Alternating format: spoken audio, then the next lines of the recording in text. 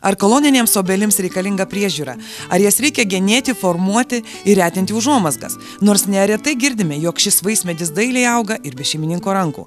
Mokslų daktaras Algirdas Amšiejus paneigė šią nuomonę ir teigia, jog neprižiūrėtos koloninės obelys taps išgriuvusi sodu. Koloninė forma tai yra tokio medelio forma, kuri faktiškai visos šakos yra vienodos. Nėra išsišokimų.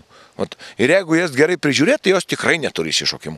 Visiška neteisybė, kad tų medelių nereikia visiškai prižiūrėti. Tuos medelių, norint, kad jie būtų gražus, tai juos reikia, netruputį, mylėt. Juos reikia prižiūrėti. Žiūrėkim vienas dalykas. Aišku, čia pasisekė jam visą laiką stovėti stačiam. Ir jis atrodo, kad ta koloninė forma jis yra gražus.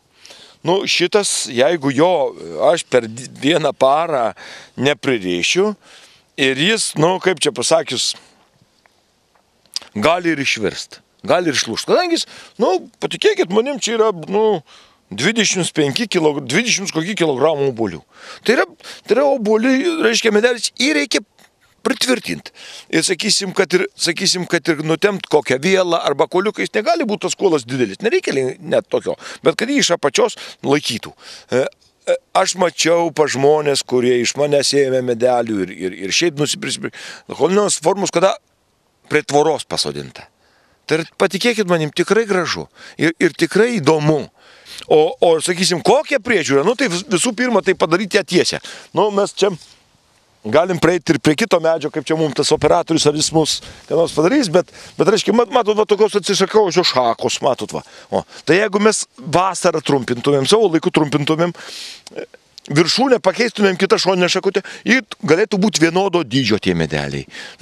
Prie jos reikia prižiūrėti. Patikėkit manim, čia nerasit išpjautos nei vienos šakos. Aišku, čia kai kur paimta ugelė, va šiemet, paimtas ugelis akiavimui, reiškia, akučių.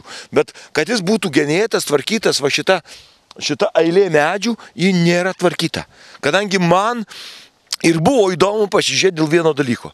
Yra žmonių, kurie pasodinę sodą, va tokia gyvatvorė arba kur nors, jie nieko nedaro. Jie negali nupjauti, jiems gaila šakos, jiems gaila pumpurėlio, dievuliuką, ne, aš tai jau ne, ar čia bus kas nors ar nebus, nes jeigu prižiūrėsi, viskas aišku, kad bus. Yra, bet nėra gražu, nėra patrauklu. Taigi mes dabar jas tikriausiai galime ir formuoti, galime trumpinti, ar ne? Taip. Galime pasidaryti kokią norim. Taip. Aš ir kalbu, kad mes galėjom, sakysim, kodėl ten tokia aukšta, ten ir obuolius nuskinti sunku ir kam jums tokia didelė reikalinga, taip. Koloninės obelys dažniausiai auginamos ne dėl vaisių gausos ar jų skoninių savybių, bet dėl dekoratyvumo. Tačiau norint patirti šio medžio vaisių tikrąjį skonį, būtina retinti užuomazgas. Dabar čia yra, matot, yra kolona. Ir ta kolona yra obuolių kolona, ne kokios, bet kolona obuolių, fali gražiau. Ir atrodo, kad, kaip užsienį sakai, kad jie vienas su kitu kaip sulipyti, kaip čia netikrai. Aišku, čia tas obuolio, kada šitaip prilimpa obuolys prie obuolio, tai jų nėra didelių. Jis šiaip tai, jeigu jis atskiras, tai jis, sakysim, atskiras obuoliukas, tai jis matot kokio dydžio, Bet jeigu šiaip jau jis paėmus, jį reikėtų gal tas užuomazgas šiek tiek praretinti, bet jeigu mes nuskintumėm tų, žinot, tai matot, jis jau nėra didelis, bet jis, jis gražus. Koloninės formos obelis sodininkas gali rinktis pagal žiedų, vaisių spalvą, augumą. O rinktis tikrai turime iš ko. Pastaraisiais metais atsirado didesnis koloninių obelų pasirinkimas. Algirdas Amšiejus sako, jog dėl dailios prigimties šios obelaitės įgijo žinomų šokių pavadinimus. Tai yra, sakysim, valsas, irgi yra žeminė veislė, taip. Yra polka, žeminė veislė. Tokia rudeninė į žeminę. Į tokia, kaip iki naujų metų, panašiai kaip auksis iki naujų metų. Sakysim, rondo veislė žeminė yra.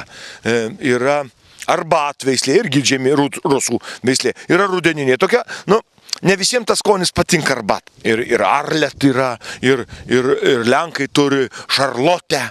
Reiškia, jie netgi gėrimą tokį šarlotką turi, reiškia, tai jie pavadinę šarlotę gėrimą, reiškia, tuo reiškia. Bet čia paprastai tai visi šokių pavadinimai, kadangi, ir balero veislė, tai čia balero mes turime veislė, taip, bet sakysim, kad sakau, ir valsas, ir polka, ir flamenko, ir manpolė, tai yra, nebereikalo tie autoriai, ko gero, kad gražiai atrodo, tai pavadino visus pavadinimus beveik šokių vardais.